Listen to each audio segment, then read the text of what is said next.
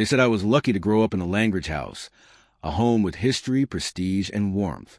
But luck has a price, because in that house, survival wasn't love. It was silence.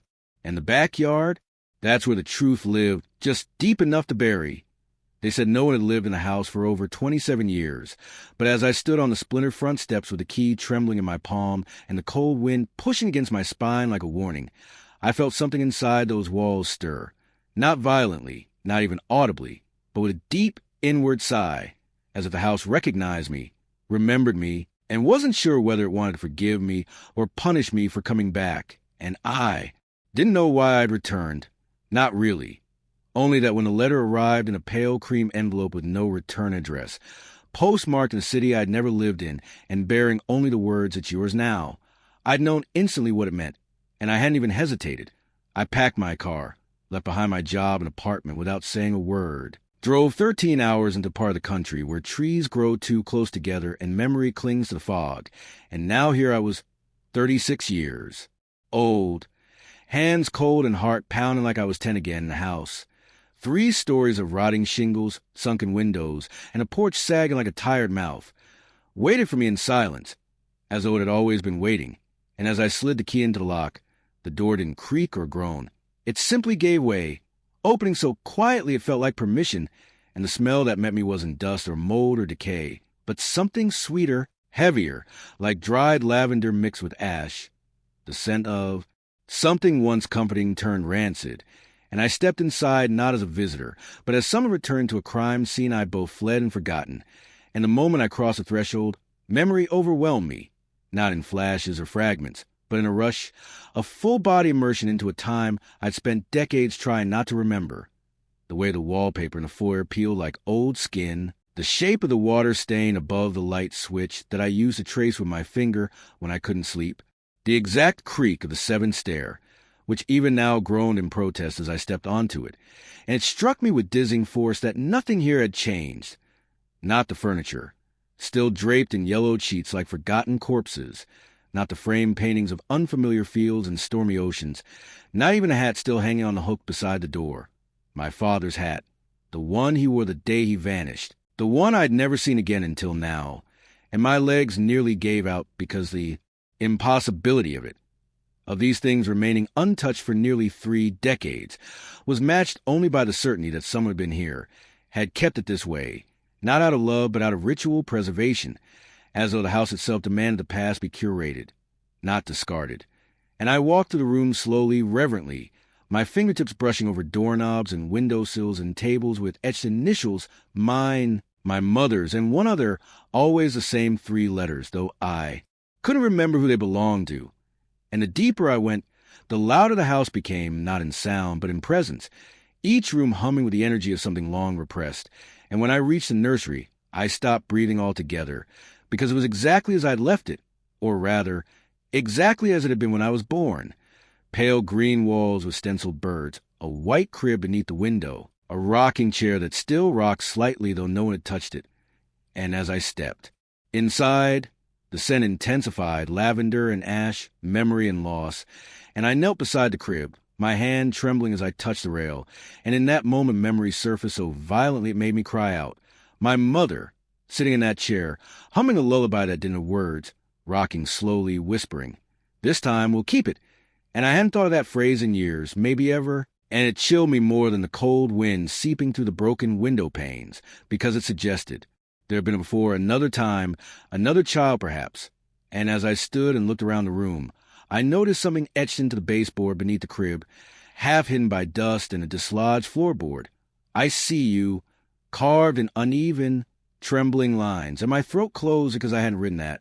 I was too young, but I remembered it being there, remembered tracing it with my tiny finger as a child, never knowing what it meant, just thinking it was part of the house, like everything else.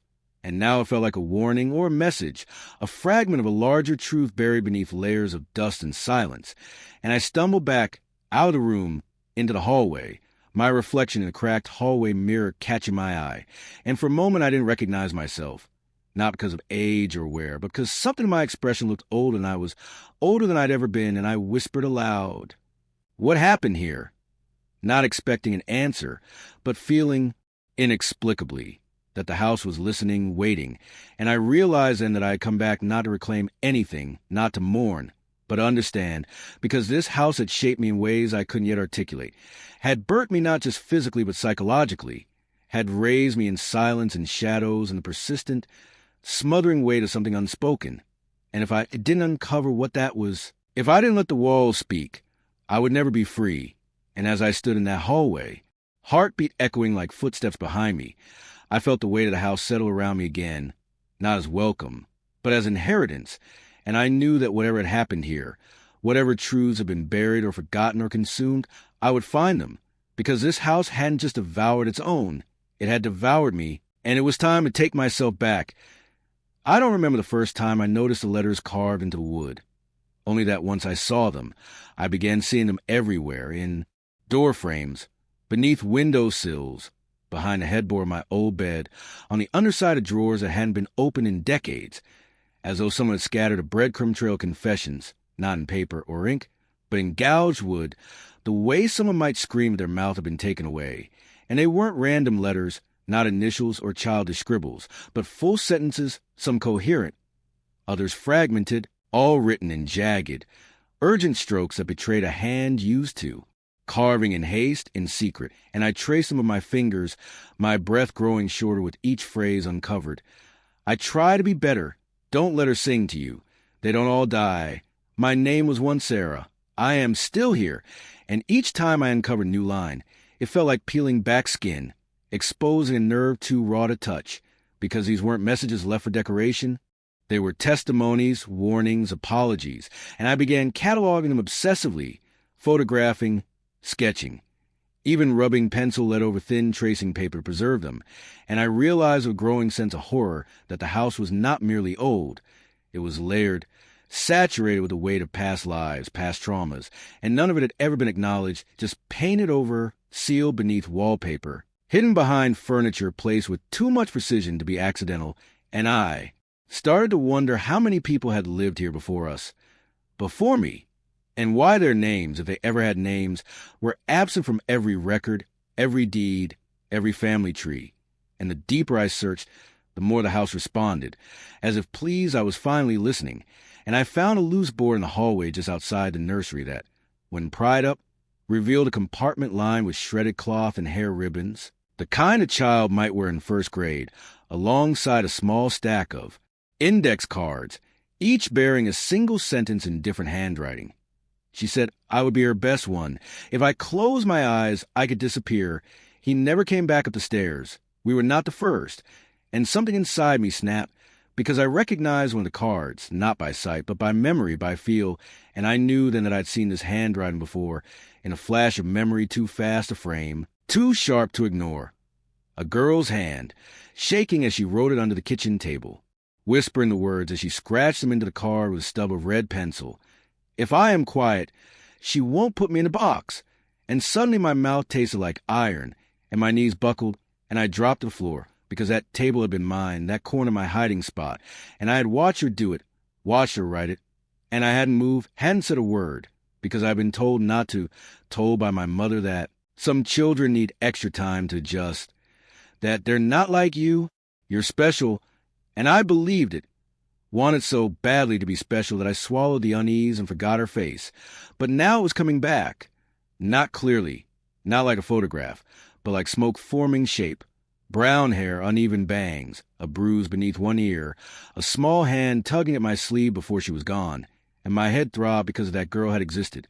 If she had lived in this house and been erased, then my mother had lied, and not just lied, but curated my entire reality to fit. A version of the truth in which I was the only child who mattered, the only one worth keeping, and I stumbled to my feet, dizzy with betrayal, and tore through the kitchen, ripping up tiles, opening vents, pulling apart cabinet bottoms, searching for anything that would confirm what I now knew in my gut, that I had not been born into a family. I had been born into a pattern, a cycle of selection, replacement, and silence, and that the house had not devoured its own out of malice, but because it was fed by the belief that only one version of love was acceptable, and anything that didn't fit that mold was discarded like scraps. And when I returned to my room, frantic, wild, I saw more letters, ones I'd missed before, on the underside of the window frame. She calls it music, but it's not. And I collapse on the bed, whispering, "How many?" Over and over in the house, in its infinite quiet, offered no answer. Just the creak of old beams and the soft tap of something loose inside the walls. And I realized I wasn't alone. Not truly, not ever. And that scared me more than any ghost ever could, because it meant this place was not haunted by the dead, but by the unheard, the unloved, the nearly remembered. And if I hadn't listened, truly listened, I would become them. Dinner was always at 8, never a minute before, never a second late. And it didn't matter if you were sick or tired, or if your knees were scraped open from falling on the gravel path outside, because when the clock in, the hall struck the first of its 8 chimes, you were expected to be seated, hands washed, lips closed, eyes forward. And if you weren't, there was no yelling, no slamming of fists. There was only silence, the kind that thickened the air and made your stomach twist with shame, the kind that lasted through the entire meal and into the night, a silence colder than punishment, because it didn't come from anger. It came from disappointment. And disappointment was the one thing Mother couldn't abide. And I used to think her obsession with order was just another quirk, like the way she folded towels into perfect thirds, or how she always placed a teacup to the right of her plate, even when we had no tea. But I see now it was something darker, something that reached into every breath of our lives. And dinner wasn't nourishment. It was performance, a nightly ritual controlled, dressed up in linen and candlelight. And I remember how she would hum to herself as she laid out the plates. Humming that strange, tuneless melody I once thought was a lullaby, but now realized was something older, colder, a mantra maybe. And how she would inspect every setting twice, adjusting the silverware by fractions of an inch, her fingers trembling ever so slightly as though any imperfection would unravel the world. And I remember how we, me and the others, though I was never supposed to acknowledge them, would sit still as statues, waiting for her to speak, to smile, to begin the meal with a toast none of us understood. To the ones who stayed, she would say every night, raising her glass of lemon water as if it were champagne. And back then I didn't think to ask what she meant, who the ones who left were, because I knew instinctively that to ask was to invite the silence, and the silence was worse than any punishment. And I remember the first time one of us didn't make it to dinner on time. It was the boy with the gap in his teeth, the one who had only been with us for a few weeks, whose name I can't remember now, but whose absence I've never forgotten. And he'd been in the backyard, digging holes for reasons we didn't know. And when the chime rang and he wasn't at the table, Mother didn't say a word, just stood, wiped her hands on her apron, and walked to the back door. And when she returned 15 minutes later, she was alone, and we never saw him again. Not the next morning, not in the weeks that followed. And when I asked her what happened, she looked at me with that soft, patient expression I'd come to dread and said, "Some children belong to wild," and then kissed me on the forehead and told me to finish my carrots, and I did, because I understood the lesson. Routine was survival, obedience was love, and I began to mirror her rituals, to internalize her rules, to become the child she could keep, and the more I conformed, the more the house seemed to accept me, the less it creaked underfoot, the less the corners whispered when the lights went out, and I came to believe that the house itself wanted order, that it fed on discipline the way a garden feeds on water. And when I grew older and the others stopped appearing, when the meals became just me and her and the echo of 1,000 unspoken names, I felt something close to pride, as though I had outlasted them all, as though survival in that house was proof of worth. But now, standing in that dining room again, the table still set for 2, the dust thick and undisturbed, I feel only nausea, because I see it clearly now. The table wasn't a place of gathering.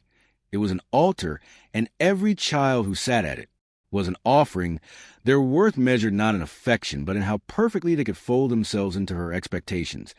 And I sit at my old chair, staring at the plate where my food used to be arranged in precise portions, and I realize I don't remember the taste of a single meal, not the texture, not the warmth, only the way of the silence, and the way she'd smile too brightly when I said the right things, how that smile would falter if I asked a question, how I learned to stay small, and still and good, and I reach beneath the table, running my hand along the underside, and find the carvings again, some mine, some not, and my fingers catch on one in particular, deeper, shakier than the rest.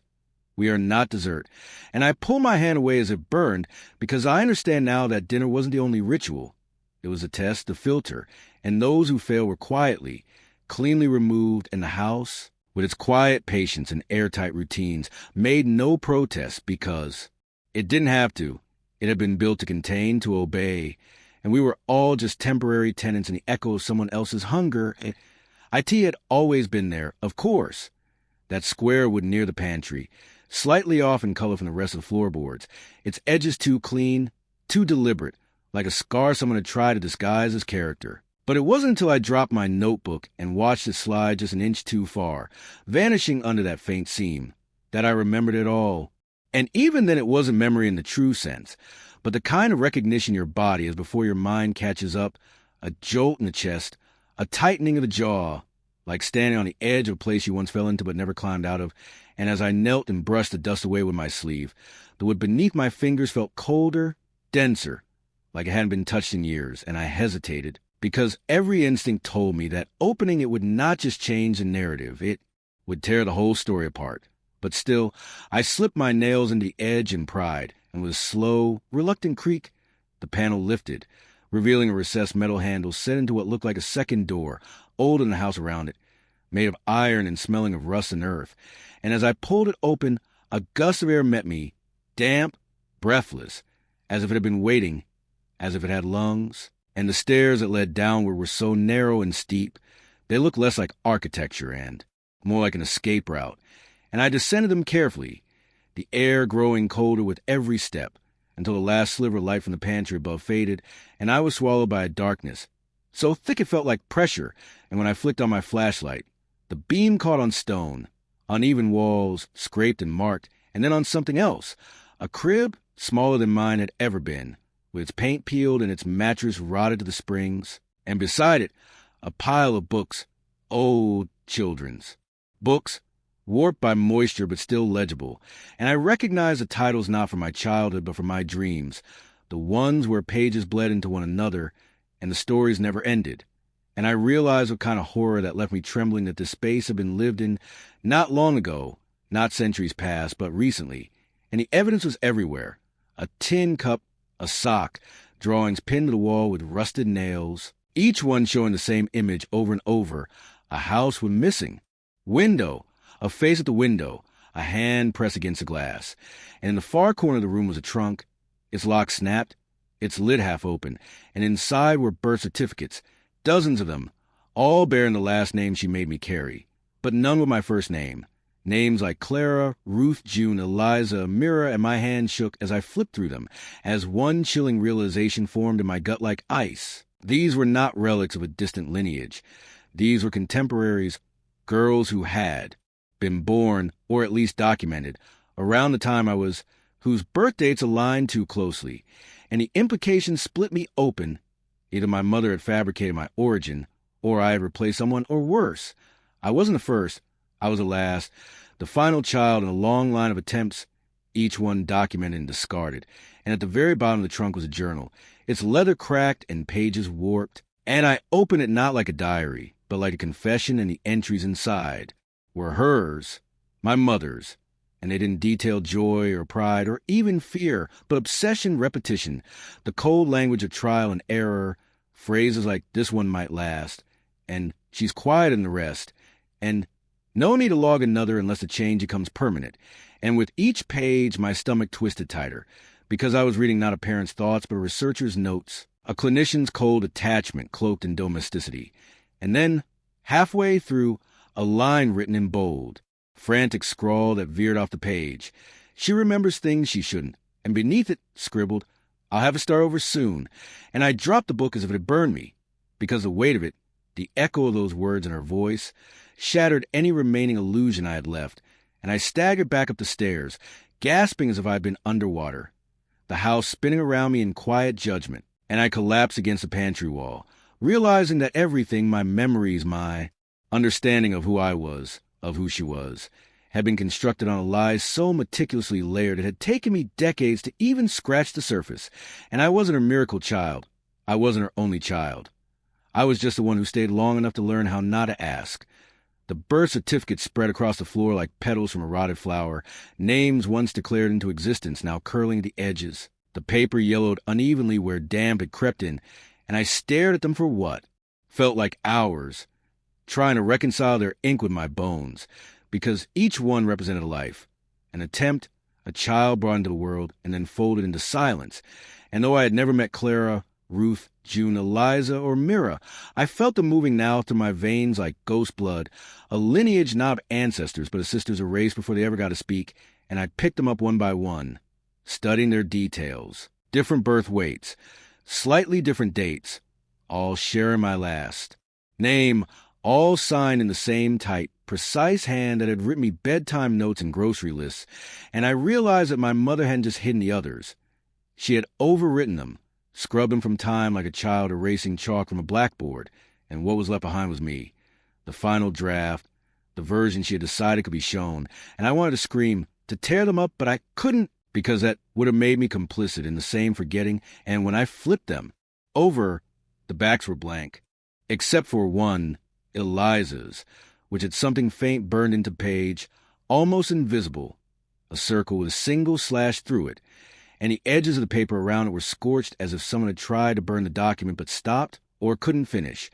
And I wondered then if that was Eliza's final act, if she had tried to destroy the lie herself, or if it had been Mother, faltering in her ritual for first time. And I held it to the light, turning it slowly, feeling the scar of the heat on my fingertips. And it made me think of the story my mother used to tell when I was small about how I came into the world early, how my skin was too thin, how I was touched by fire but survived. And I had always assumed it was metaphor, some poetic spin on a NICU stay or a high fever. But now I wondered if that story belonged to someone else, if it had once been Myra's or Ruth's, and had simply been handed down to me like an heirloom, repurposed, reassigned, and I sat there on the cold tile with that thought unraveling inside me like thread pulled from a sweater, and the more I pulled, the less I recognized the shape underneath, until I had to ask the question I'd been circling since I found the first document. Who am I really? Not in the abstract, not in the spiritual sense, but who did she think I was when she looked at me? A daughter? A project? A replacement? And worse, who did I believe myself to be if every foundational memory had been shaped by lies? And I got up, legs aching, and walked back through the house, clutching the papers to my chest like they were evidence in a trial I was about to lose, and I found myself drawn to the attic stairs, the one place I'd always been told was off limits. Not with anger, but with that quiet, smiling firmness my mother reserved for the most dangerous boundaries. And I climbed slowly, feeling the dust sift, down with every step. And when I reached the top and pushed open a crooked door, the scent hit me immediately. Smoke, wax, and something like cinnamon but wrong, sickly sweet, and the room was warm, warmer than it should have been for an attic untouched for decades. And in the center, surrounded by a circle of blackened candles and dried flowers, was a small iron dish filled with ashes and paper shreds, and on the wall above it were burn marks, streaks that climbed toward the ceiling like reaching hands, and I knew then, without doubt, that this was where the others had been erased.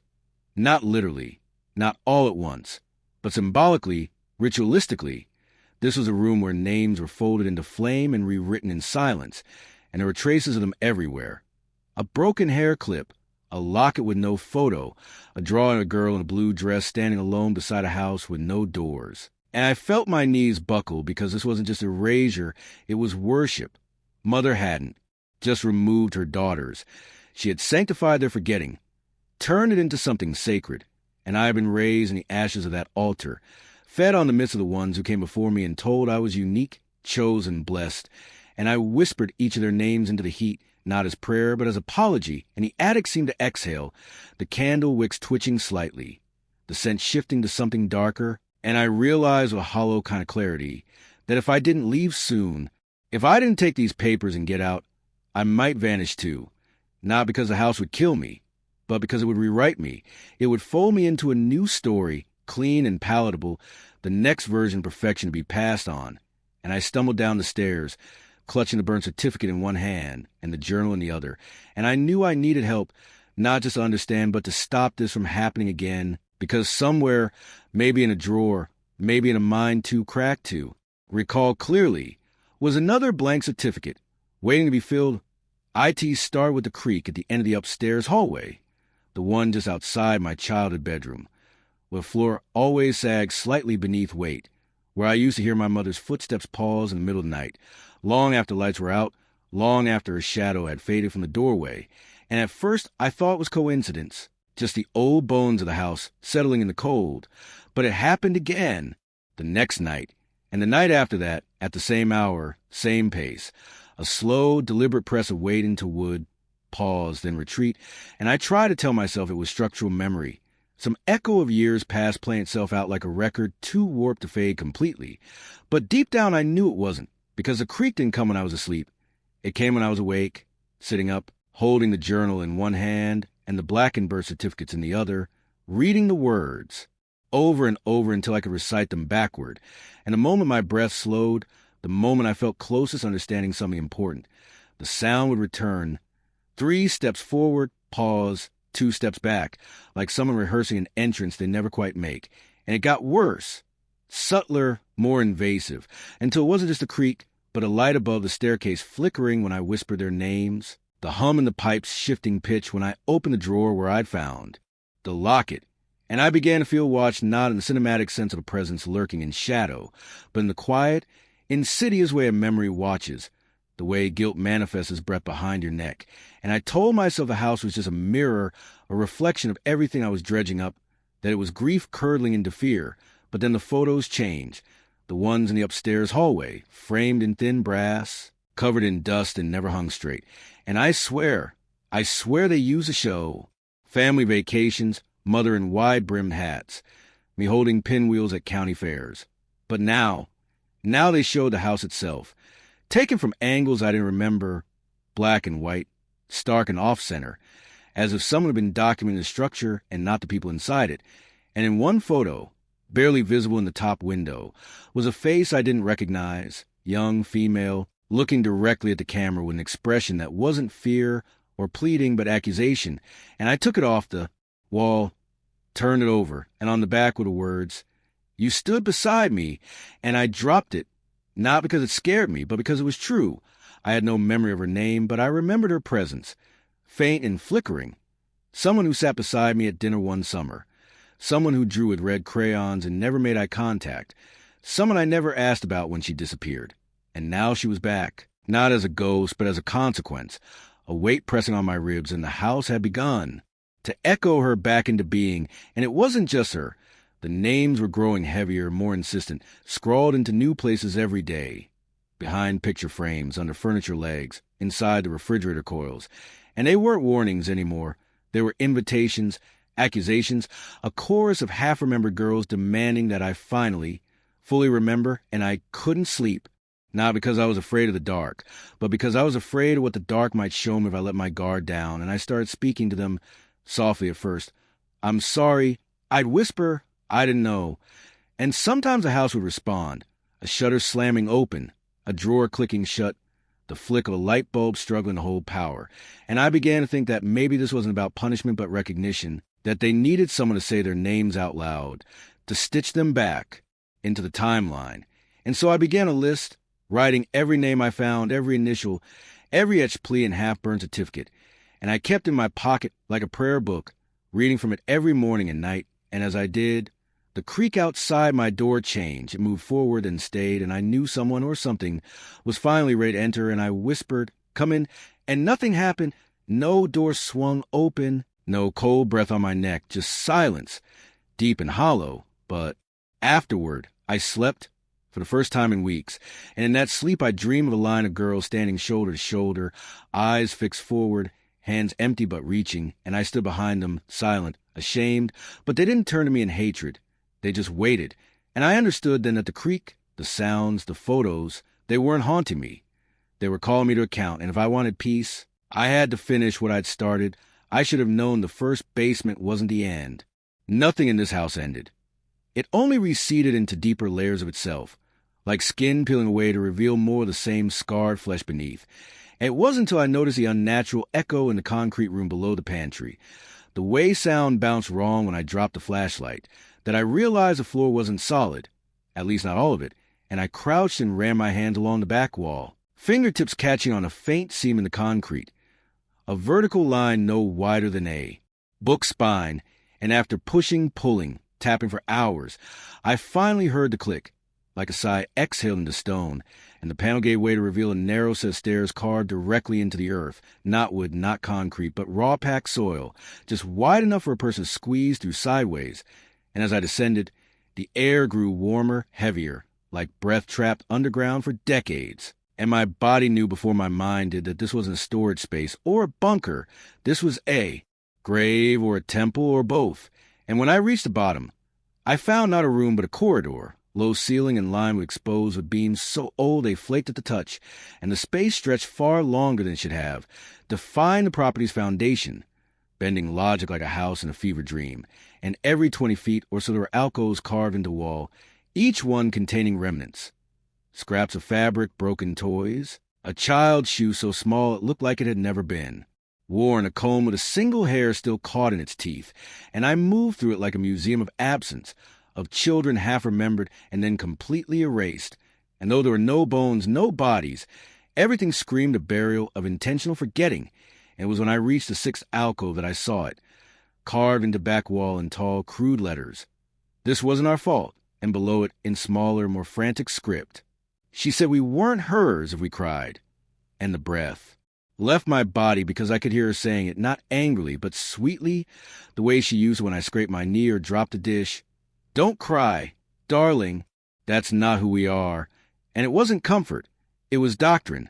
And as I leaned against the wall, the soil pressed cold and unforgiving into my spine, I realized this place wasn't built to hide bodies. It was built to hold memory, to contain the weight of what the house had done, what my mother had done. And the deeper I went, the more deliberate the space became. A cracked mirror mounted to a wall, reflecting nothing in the low light, and beneath it a sentence painted in what looked like ash. I watched myself vanish here, and I thought of all the girls whose names I now carried in my pocket, how none of them had graves, funerals, obituaries, how even death had been denied them, because they hadn't been allowed to be real.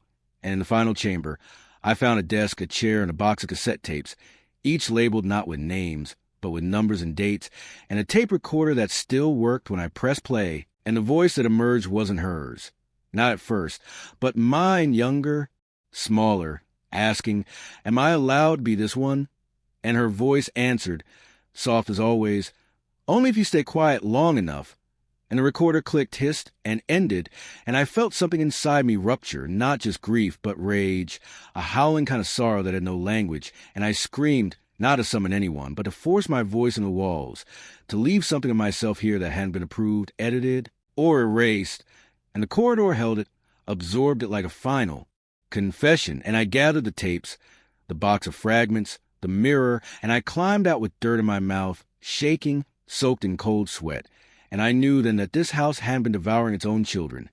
It had been storing them, folding them beneath itself, pressing them into its bones like secrets too precious to destroy. And I was the last one it had allowed to surface, and I would make sure I was the last one it ever touched. I made my way back to the nursery in a haze, every stair groaning beneath me like the house was protesting, not violently, but mournfully, as though it knew what I had seen and wasn't sure whether to let me go or hold me tighter.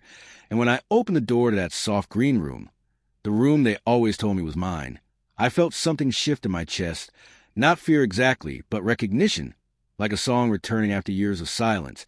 And I stood in the doorway staring at the crib, its white paint flaking now, the mattress still indented in the exact place where I used to sleep, and I remembered how I was told I never cried, that I was so calm, so content. And I believed that meant I'd been loved, nurtured, but now I understood it differently.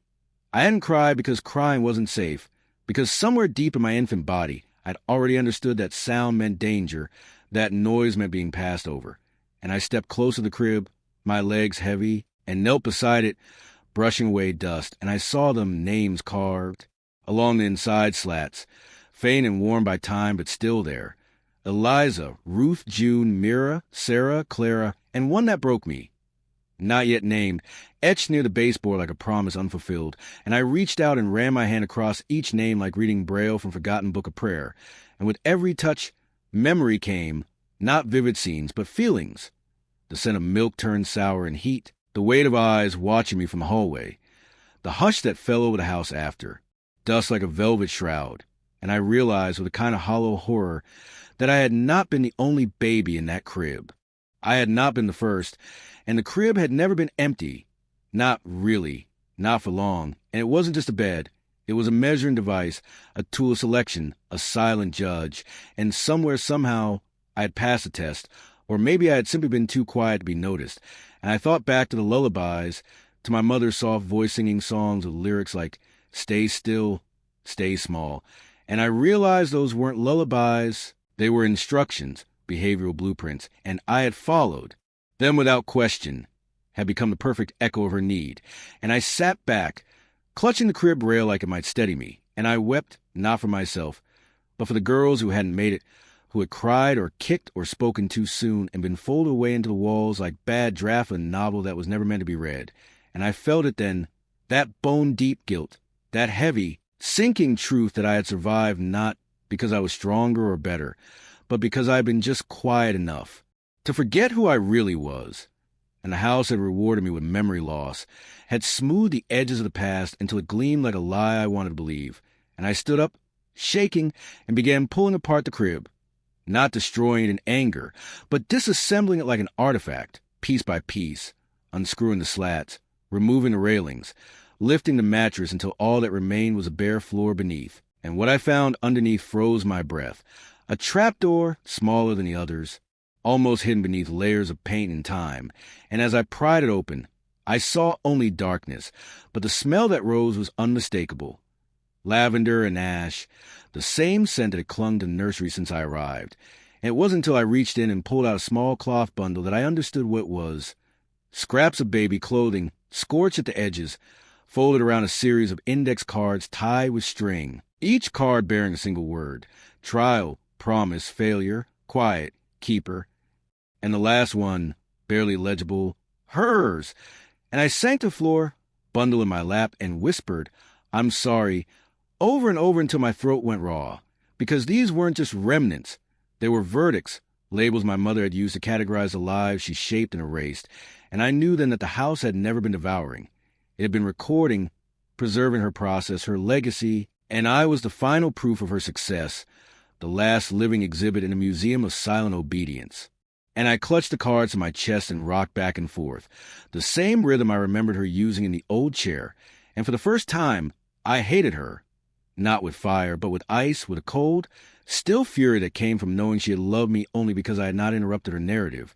And as I sat there, the late afternoon sun slanting to the broken blinds, I realized that if I didn't tell this story, if I didn't scream it, write it, carve it into every wall, I would become her, not in action, but in silence.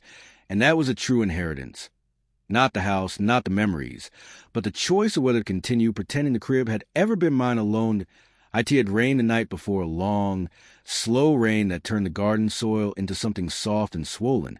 And when I stepped outside that morning, drawn by instinct more than decision, I knew I wasn't looking for answers. I was looking for acknowledgement, for proof that something, anything, had once existed, beyond the house's curated memory.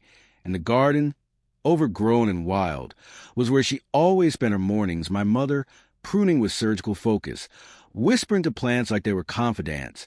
And I'd never thought to ask why she never let me help, why certain patches were always roped off, or why she would go silent when I asked about the spot near the old sycamore, the one where nothing ever grew except a patch of clover shaped like a crescent moon.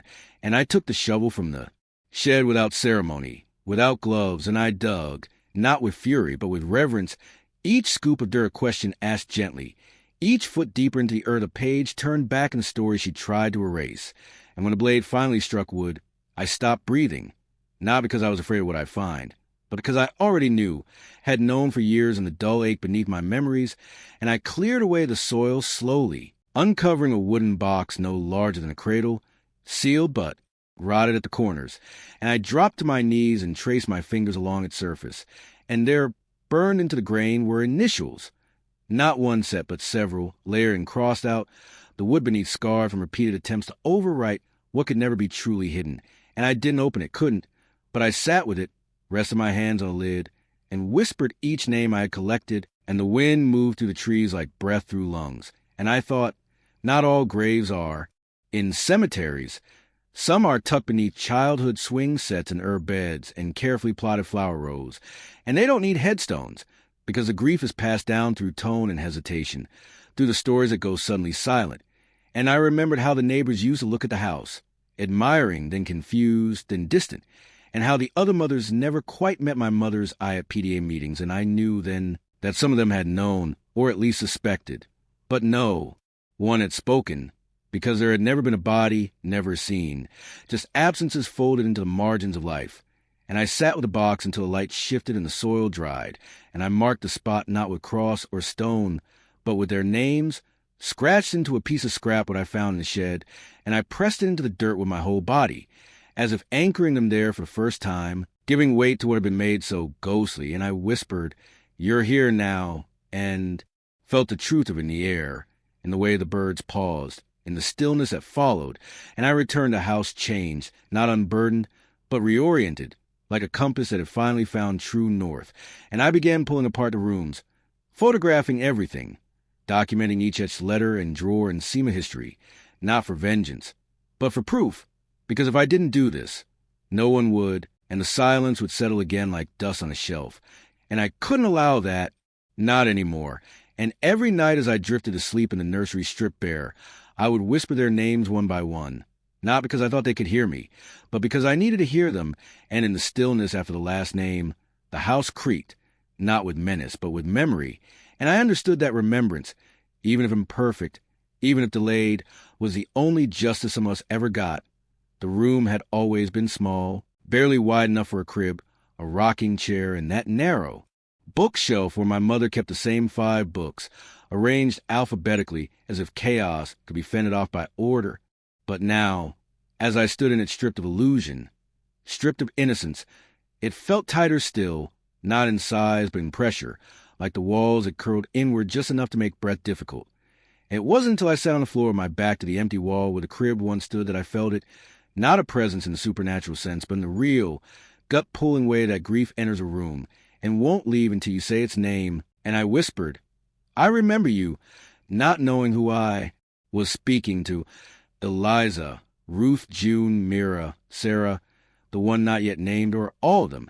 And the air didn't move, the room didn't change, but I did, because for the first time in my life I said aloud what I had known, somewhere deep in the marrow of me, that I had never been alone in this room. Not really, that the warmth I had always chalked up to good memories had been the heat of their absence pressing in, that the dreams I'd had for decades of small hands reaching out weren't nightmares, but memories clawing their way to the surface. And I remembered something then, something I had buried so deeply it had no words until now, of waking one night to soft breathing beside the crib, not mine, not my mother's, but another child's, and of sitting up in the dark and seeing a shape curl on the rug, knees tucked to chest, whispering, just until morning, over and over, and I had not cried out, had not woken anyone, had simply laid back down and gone to sleep, because something in me knew that silence was protection, and in the morning the rug was empty, and my mother had been singing again, louder than usual, and I had never asked, not once, not even to myself.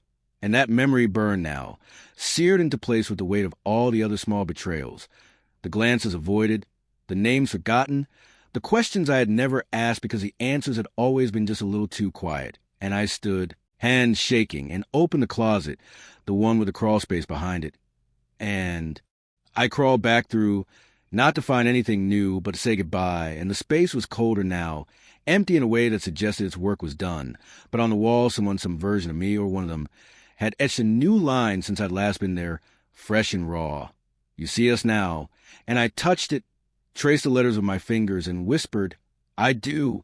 And the weight in my chest loosened, not fully, not finally, but enough, and I crawled back out, brushing dust from my skin, and looked around the room and saw it not as a shrine or a prison, but as what it always had been, a place of sorting, where my mother had decided who was worth keeping and who would be folded into the foundation. And I hated her then, hated her with a clarity that felt clean and precise, because love, I now knew, had never been what she offered. It had been compliance, curated affection that depended entirely on the absence of resistance. And I had given her what she wanted, not because I loved her, but because I had been too small to know better. And now, standing tall, heart cracked open, I knew I had to finish what I had started, not just for them, but for the child I had been, the one who woke up and saw another child lie on the floor and went back to sleep the one who thought survival was the same as being loved, and I whispered to that child, too, "You didn't know." And I forgave myself, not because I deserved it, but because no one had ever taught me how to hold the weight of that. Night, and I sat there until the sun began to set, and the shadows lengthened across the floor, and I wasn't afraid, not anymore, because for the first time in my life, the room was full with memory, with name, with truth. And though it would never be empty again, it also would never be silent. I left the house on the last morning with the windows open and the doors unlocked. Not because I didn't care, but because I did deeply, in a way that no longer required secrecy or containment. And I wanted the air to move through it one final time, to carry their names in the world like pollen into spring. Because after everything, after the trapdoors, the false memories, the whispers scratched into beams and baseboards, the only thing that mattered was that they were spoken of aloud and without shame. And I walked the perimeter one last time, past the crumbling porch, the yard that had once looked so manicured and now seemed wild with truth. And I traced my fingers along the frame of the kitchen door where I'd found the first initials, and I whispered each one again, not just as a memorial, but as a vow, because for so long the weight of this legacy had been carried in silence, in closed doors and sweet smiling denial, and I wasn't carrying it like that anymore. I was carrying in the open, with eyes forward and voice steady, and when I climbed into my car, the passenger seat beside me filled with notebooks, tapes, photos, the handwritten list I'd kept tucked in my pocket for weeks now, smooth and worn. I looked back at the house because I didn't need to. It would never vanish again, not into storybook myths or neighborhood gossip or architectural curiosity, because I would make sure its truth was told again and again in articles, interviews, maybe a book if I could find the courage, because telling the story was no longer about healing. Not really. It was about responsibility, about using what I had, memory, voice, survival, as the antidote to everything my mother had built. And I drove for hours that first day, down roads I hadn't taken since I was a child, and I saw the towns blur by the same way they had when she used to take me on drives to clear the air, and I realized how small my world had once been, how carefully she had trimmed its edges to ensure I never asked what lay beyond them, and now those same borders were dissolving, and I could finally feel the shape of the world as it really was, not just a series of rooms, but a constellation of stories waiting to be heard. And I checked into a motel that night and laid everything out on the bed. And for hours I organized and cataloged, not as a daughter trying to make sense of her mother, but as a witness building a record.